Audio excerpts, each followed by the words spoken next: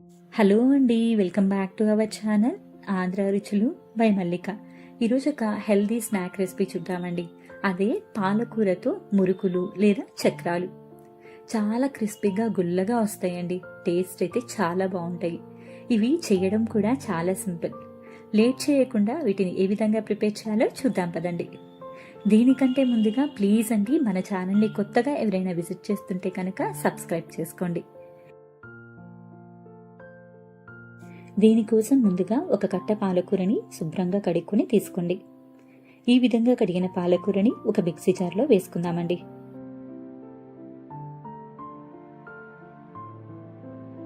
ఇందులోకి ఒక 4 పచ్చిమిర్చిని ఇలా తుంచి వేసుకోండి. ఇందులో మనం పచ్చికారం మాత్రమే వేస్తామండి, అందువల్ల మీకు కావాలి అంటే మరికొన్ని పచ్చిమిర్చిని వేసుకోండి.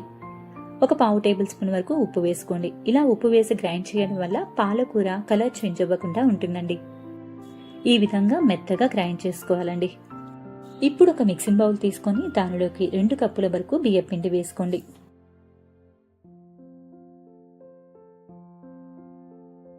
అరకప్పు శనగపిండి వేసుకోండి.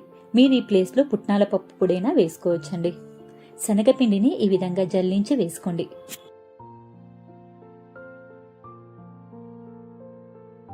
శనగపిండి జల్లించిన తర్వాత మనకి ఈ విధంగా లాస్ట్లో ఉండలుగా వస్తుంది కదండి, దీన్ని వేయకూడదండి. ఇందులోకి ఒక 3 టేబుల్ స్పూన్ల వరకు ఆయిల్ వేసుకోండి. మనం వేసుకున్న ఈ ఆయిల్ పిండికి బాగా పట్టేలాగా చక్కగా ప్రెస్ చేస్తూ కలుపుకోండి. ఈ విధంగా పిండి మొత్తాన్ని కూడా ప్రెస్ చేస్తూ కలుపుకోండి. కొంచెం పిండి ముద్దను తీసుకొని ప్రెస్ చేస్తే మనకి ఉండలాగా అవ్వాలండి. మనకి ఈ విధంగా అయితే సరిపోతుంది. ఇప్పుడు ఒక టేబుల్ స్పూన్ వాము తీసుకొని 2 అరచేతుల మధ్యలో పెట్టుకొని గట్టిగా ప్రెస్ చేస్తూ వేసుకోండి. ఇందులోకి 1/2 టేబుల్ స్పూన్ వరకు ఉప్పు కూడా వేసుకుందామండి. మనం పాలకూరని పేస్ట్ చేసేటప్పుడు ఆల్రెడీ ఉప్పు వేసాం కాబట్టి చూసుకొని వేసుకోండి. మనం గ్రైండ్ చేసుకున్న పాలకూరని కూడా ఈ విధంగా వడకట్టుకుని వేసుకోవాలండి. ఈ విధంగా వడకట్టడం వల్ల మనం మిక్సీ పట్టేటప్పుడు ఏదైనా పచ్చిమిర్చి తొక్క గనక ఉంటే అది రాకుండా ఉంటుందండి.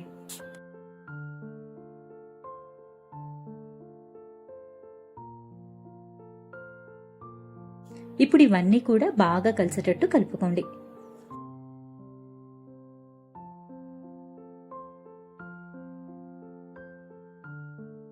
ఈ విధంగా అన్నీ కలిసిన తర్వాత కొంచెం కొంచెంగా వాటర్ని స్ప్రింకిల్ చేసుకుంటూ పిండి ముద్దని చేసుకోవాలండి.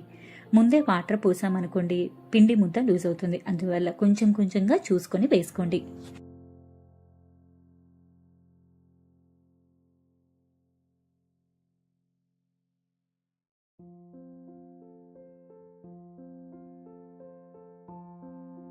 మరీ గట్టిగా పిండిని కలపవాకండి, కొంచెం మెత్తగా కలుపుకోండి.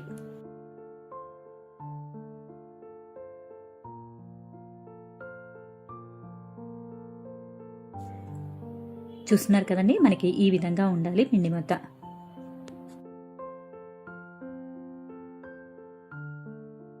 ఇప్పుడు మురుకుల గొట్టంలోకి ఒక రంధ్రం ఉండే ప్లేట్ తీసుకోండి. నేను ఇక్కడ లావు చక్రాలు వేస్తున్నానండి. మీకు కావాలి అంటే కనుక సన్నకార పూసైనా వేసుకోవచ్చు.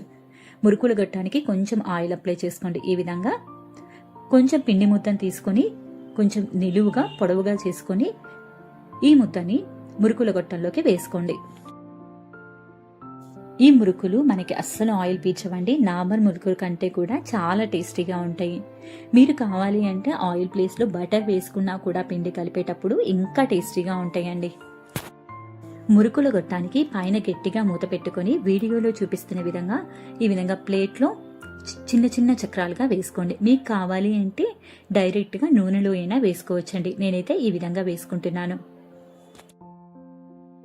స్టవ్ వెలిగించుకుని ప్యాన్ పెట్టుకుని డీప్ ఫ్రైకి సరిపడా ఆయిల్ వేసుకోండి. ఆయిల్ బాగా హీట్ అయిన తర్వాత మనం ప్రెస్ చేసుకున్న మురుకులని ఒక్కొక్కటిగా ఈ విధంగా వేసుకోండి.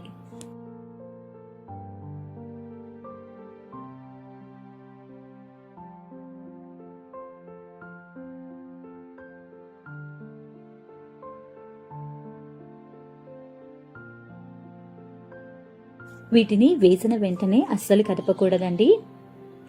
కొంచెం ఫ్రై అయిన తర్వాత అటు ఇటు తిప్పుకుంటూ 2 వైపులా కూడా చక్కగా ఫ్రై చేసుకోండి.